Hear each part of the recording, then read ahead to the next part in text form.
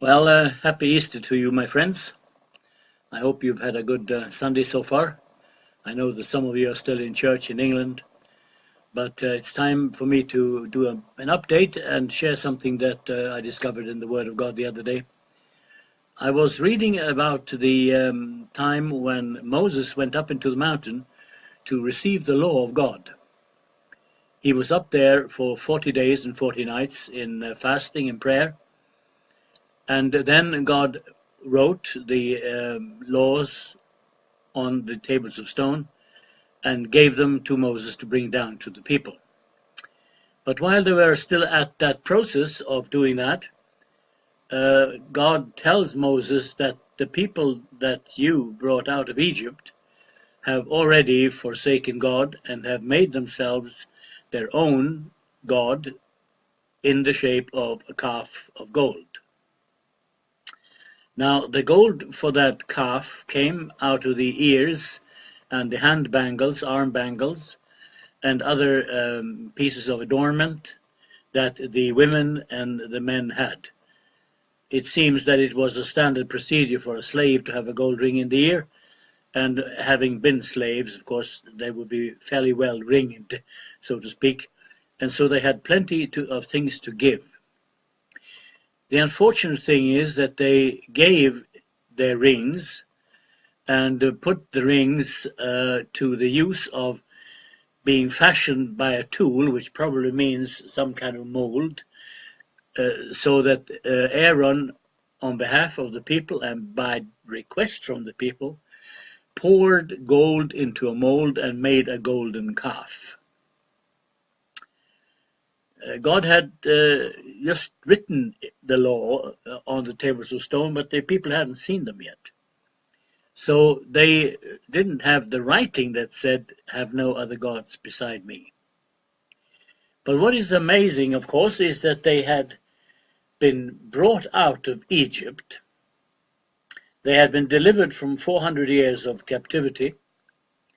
They had received payment for 400 years the night they left, because they each went around to their neighbors and said, "Please, silver, gold, expensive clothes, cloth, anything that you can do without, please give it to us." And they found grace in the eyes of the Egyptians, and God gave them, through the Egyptians, all the stuff they needed to then later on build the tabernacle. But when they came out of Egypt, one thing is obviously clear. Egypt did not leave them. Egypt stayed inside them. What I mean is this. You can't be a slave for 400 years and not begin to see yourself as a slave. How are you going to enjoy being a free individual if the only thing you have known is burdens, tasks set by others, a life that is totally under the thumb and control of the other nation? Taking the people out of Egypt was a monumental task. It involved the opening up of the Red Sea.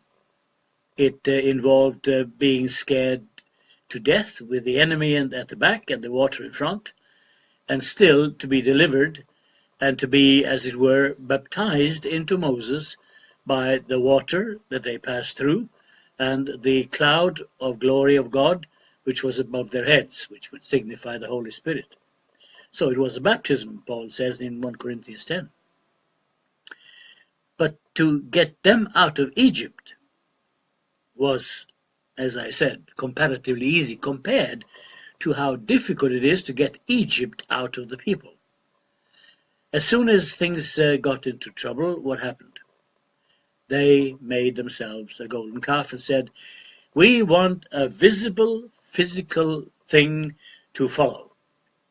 We are not mature enough," they said under the breath, "to go by faith and to believe what we have been told. We are unable to live by faith.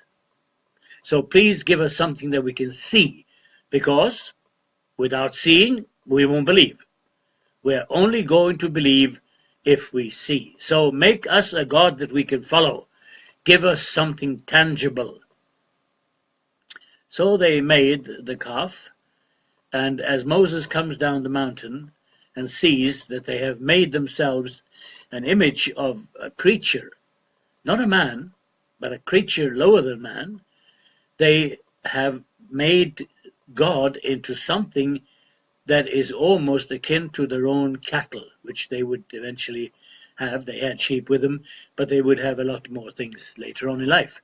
So they reduced their God to a farm animal and thought that they could worship a God that was, to their mind, no more than a calf. Well, Moses is inflamed with anger. He crashes the stone plates that God had written with his own finger against some rocks, and they shatter into pieces. And then he attacks his brother Aaron, who has been described to us as the man who let the people loose. The priests of today, they let the people loose and say that, no, you don't have to obey God, you can do whatever you like. They are in the same kind of situation. They also worship some beast or other. And because of it, Moses has to tackle his own brother. That's the beginning. You find frequently in the Bible the statement made that a man's enemies are those of his own household. And if you read the Bible and read the law and the books of the law, you will see that Aaron and Miriam, the sister of Moses, caused him a considerable amount of problems. He prayed for them, but they continued to make a mess of things. Closest household, nearest brothers and sisters, yes, this is what will happen.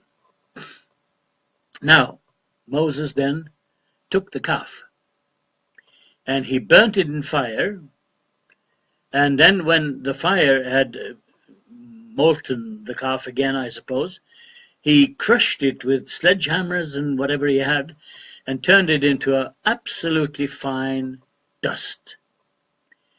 This dust he then poured into a stream running down the mountain.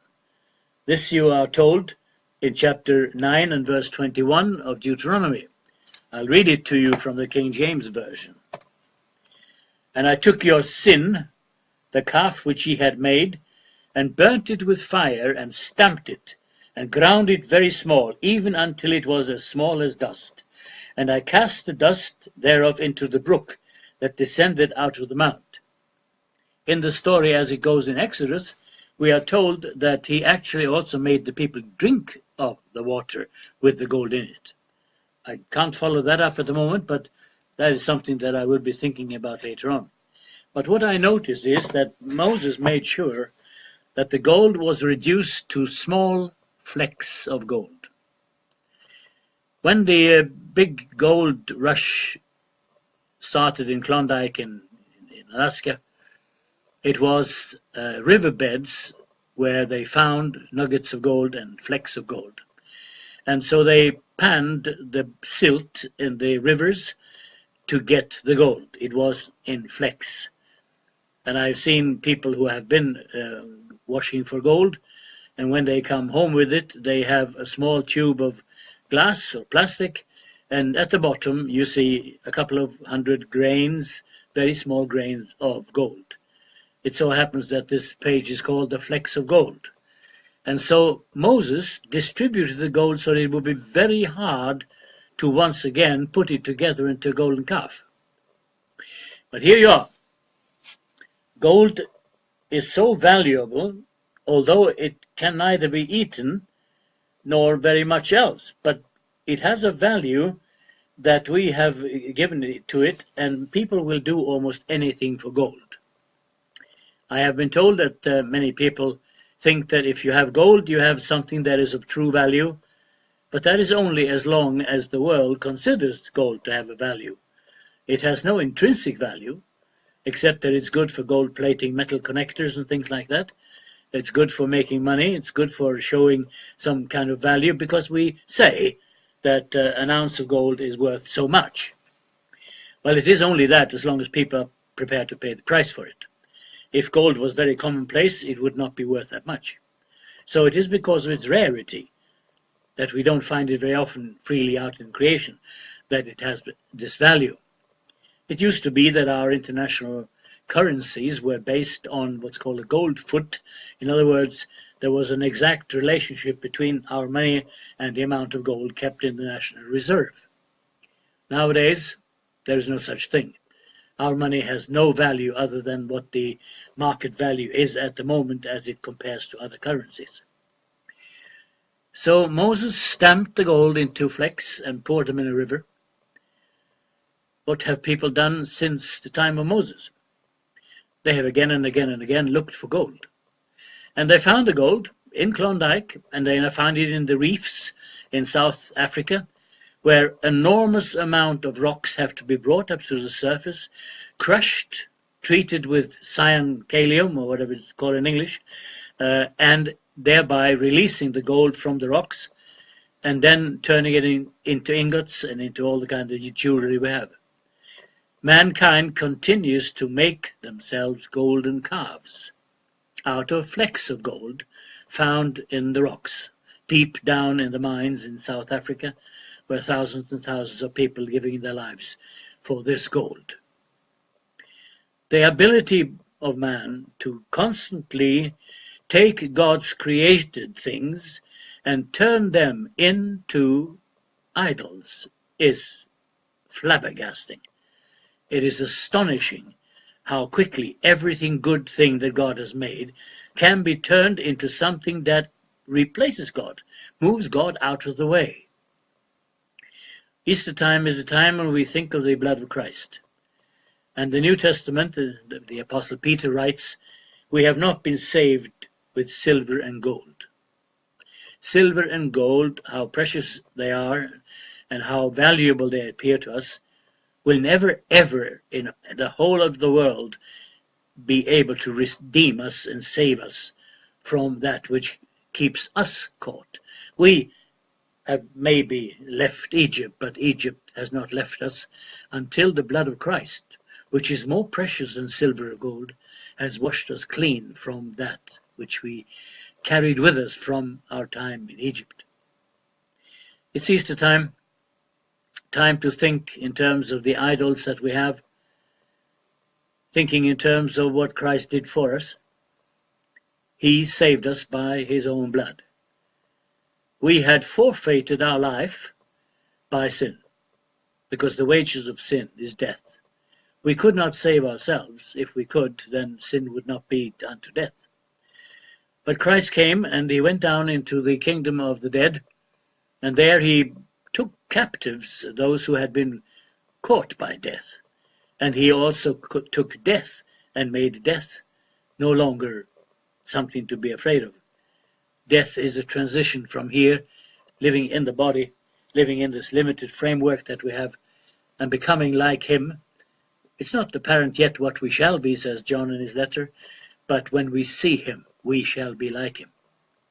I hope you have been to communion today. I was, and I had tears in my eyes of thanksgiving to the Lord for allowing himself to become that perfect sacrifice, which more than all the gold in the world has saved us from sin and from death.